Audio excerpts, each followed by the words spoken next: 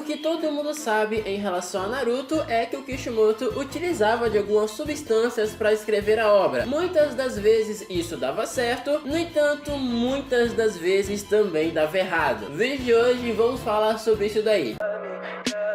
Tell me pretty lies, look me in the face, tell me that you love me, even if it's fake, 'cause I don't fucking care.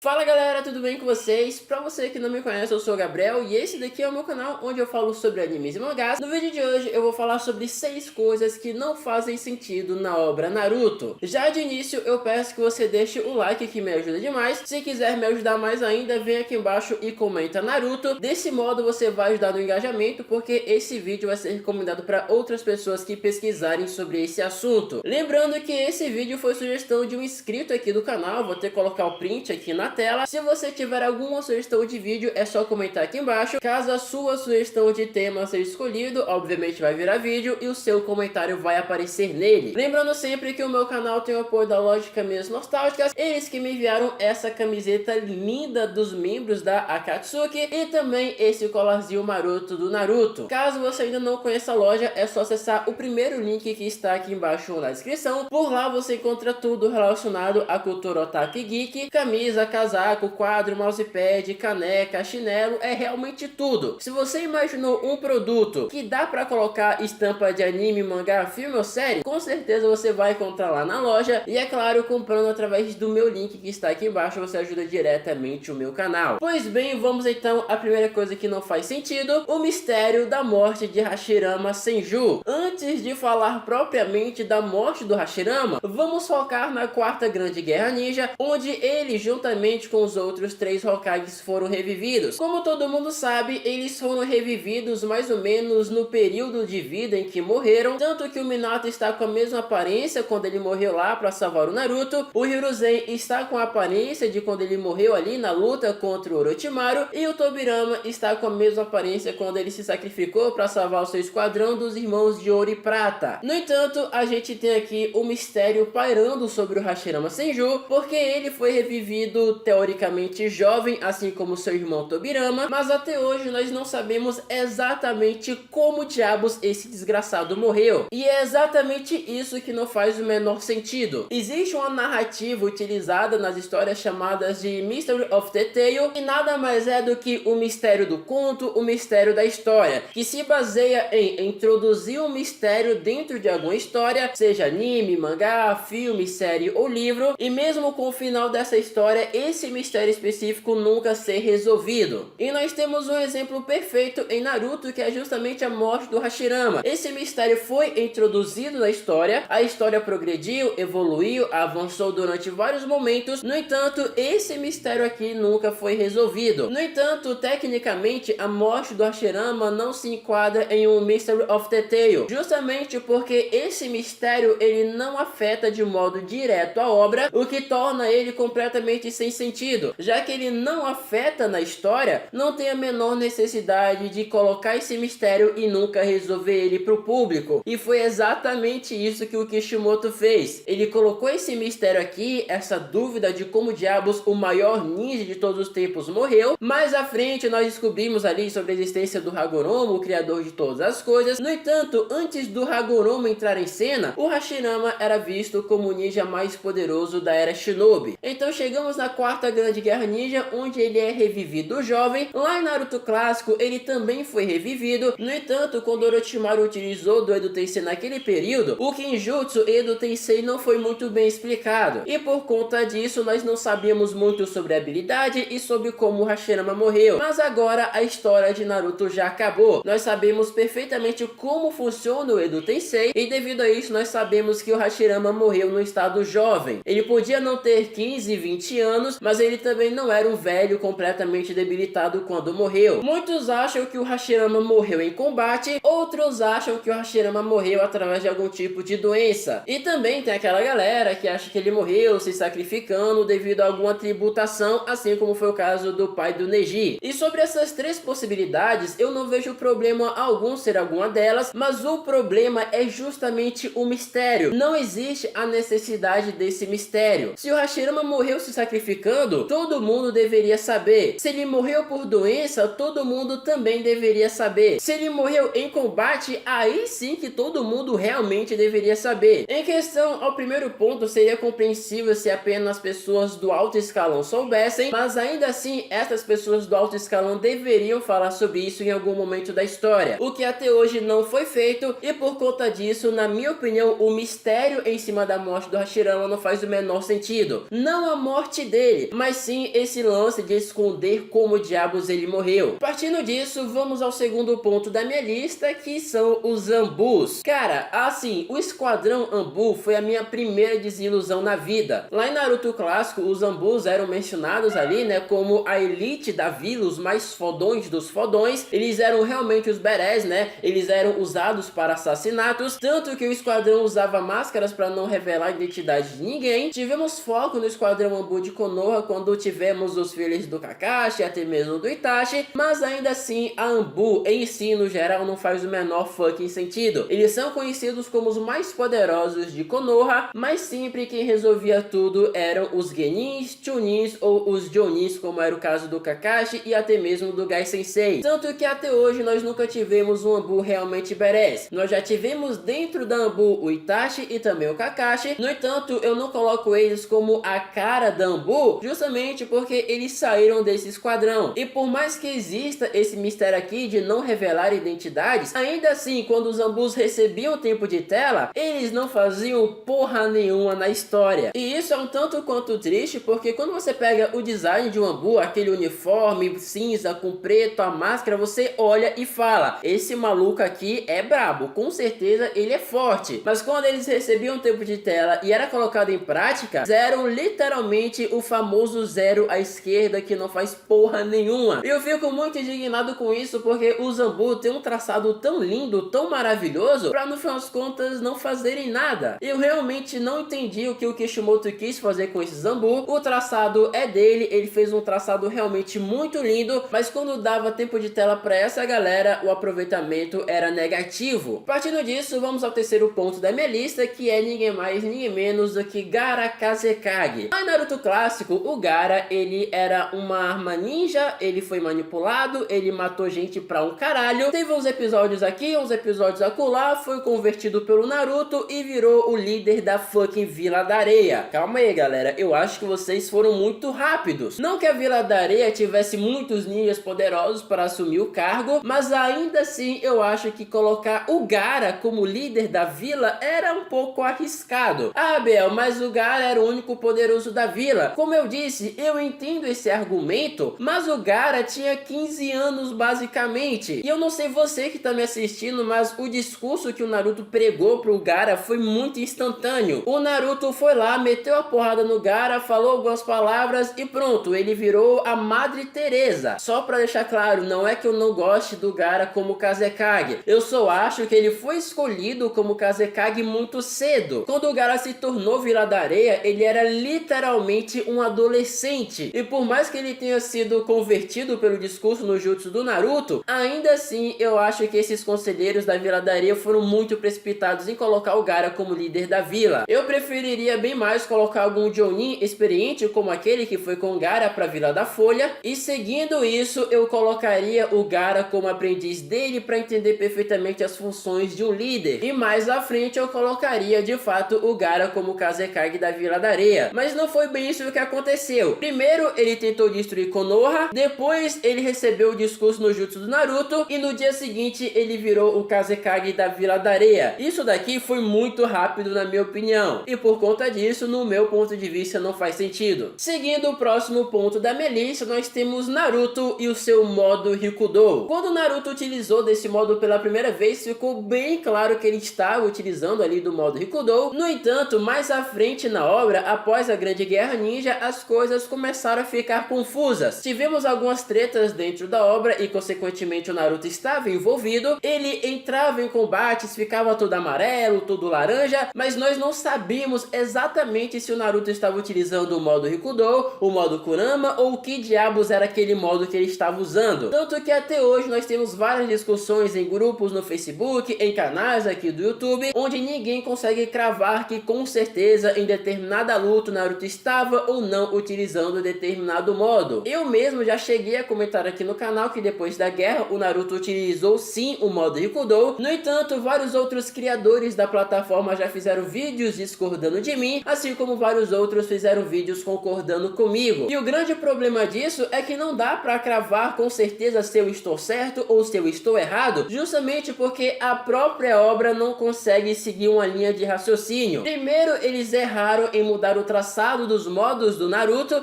tanto Rikudou quanto Kurama. Segundo, eles erraram ao colocar o Naruto nesses modos e não colocaram a legenda dizendo qual modo era aquele. E por conta disso, nós não sabemos se em Boruto, por exemplo, tanto anime quanto mangá, o Naruto utilizou ou não do modo Rikudou. Você pode dizer que tem certeza absoluta que não era o modo Rikudou, mas infelizmente você não pode confirmar isso. Assim como eu posso dizer que com certeza ele utilizou do modo Rikudou, mas ao mesmo tempo eu também não posso confirmar isso. Muitas pessoas argumentam que o Naruto não usou o modo Rikudou porque não está com as esferas da verdade. No entanto, esse é um argumento extremamente falho, porque não é obrigatório a utilização das esferas da verdade para confirmar a utilização do modo Rikudou. Ou seja, é confusão atrás de confusão em cima desse modo do Naruto. Partindo disso, vamos agora ao próximo ponto da minha lista, que nada mais é do que o fim de Madara Uchiha. Como a maioria dos inscritos aqui sabem, o Madara é um dos meus personagens favoritos de todos os animes e mangás. No entanto, o fim que o Kishimoto deu pro Madara é simplesmente desprezível. Eu já disse aqui no canal várias vezes que eu considero o Kishimoto um gênio. Ele entrega estruturas de roteiro muito bem feitas em vários momentos da obra de Naruto, mas infelizmente quando ele decidiu dar um fim ao Madara, aparentemente ele estava cheirando heroína na bunda de um macaco, porque isso aqui não tem o menor sentido. Primeiro, ele pegou o Madara, um cara que já era naturalmente forte devido a todo o passado dele. Seguindo isso, ele resolveu dar um buff pro Madara através do Kabuto. Não terminando por aí, ele resolveu reviver o Madara com o Rin Tensei, e para deixar o desgraçado mais forte ainda, deu o modo Rikudou pra ele. Então chegamos ao ápice da história, onde temos o fim do Madara, que nada mais é do que um golpe pelas costas pelo Black Zetsu. Sério, Kishimoto, o que você usou para fazer esse roteiro? Por mais que eu goste e muito do Madara, eu não vejo problema algum ele ser derrotado, morto, humilhado e nem nada do tipo, desde, é claro, que faça sentido. E essa derrota do Madara não faz sentido. Um dos ninjas mais poderosos de todos os tempos foi derrotado por um golpe por trás de uma moeba preta. Gente, pelo amor de Deus, eu realmente gostaria de perguntar pro Kishimoto se ele realmente achou esse fim pro Madara um bom fim, um fim digno do personagem, porque na minha mente isso não faz o menor sentido. E por último, mas não menos importante, vamos a um ponto que até hoje é discutido por muitas pessoas, que nada mais é do que o fato do Naruto ser jogado na Vila da Folha, sendo que ele era o Jinchuriki do Nove Caudas. Cara, isso daqui nem em um fucking milhão de anos vai entrar na minha cabeça. O Naruto era o Jinchuriki da besta de cauda mais poderosa, ele era literalmente uma arma militar, mas ficava jogado pelos cantos da vila como se não fosse ninguém. Eu já fiz um vídeo aqui comentando sobre a má educação que o Jiraiya deu pro Naruto, mas um outro personagem que contribuiu para essa vida de merda do Naruto foi o Hiruzen Sarutobi. Ele literalmente sabia toda a situação envolvendo o Naruto, mas ainda assim ele deixava o garoto em um apartamento isolado, sem ninguém, e alimentava o garoto à base de mioji. Eu realmente não sei como a galera consegue gostar do Hiruzen também. E como eu já disse aqui antes, o Naruto tinha tudo pra virar um Gaara da vida, um psicopata que sai matando todo mundo. Mas não, a única coisa que o Naruto queria era ser respeitado pelas pessoas. Vocês sabem muito bem que eu, mais do que ninguém, despreza o mal e os argumentos que as pessoas usam pra seguir ele, mas se o Naruto saísse matando todo mundo, eu iria entender perfeitamente. Eu não iria defender o Naruto por essa atitude, mas eu iria entender essa atitude do Naruto devido a tudo que ele já viveu. Então o fato do Naruto não ter virado um psicopata completo demonstra que a personalidade natural dele era de uma boa pessoa, mas que se não fosse isso, ele ia sair descendo a giromba em todo mundo. E isso aconteceria por culpa do Jiraiya e mais ainda do Hiruzen, que poderia ter feito alguma coisa desde o nascimento dessa criança. Mas enfim, essa daqui é a minha lista de coisas que não fazem sentido em Naruto. E vamos fazer o seguinte, galera, comentem aqui embaixo outras coisas que não fazem sentido em Naruto, porque seguindo isso eu vou pegar os comentários de vocês, printar e transformar em parte 2 desse vídeo aqui, beleza? Caso seja a sua primeira vez aqui no canal, não deixe de se inscrever e ativar o sininho para receber notificação dos vídeos. Caso você discorde de alguma coisa que eu falei aqui no vídeo, fique à vontade para contra-argumentar aqui embaixo nos comentários. Então é isso, eu vou ficando por aqui, até a próxima, falou, valeu e tchau!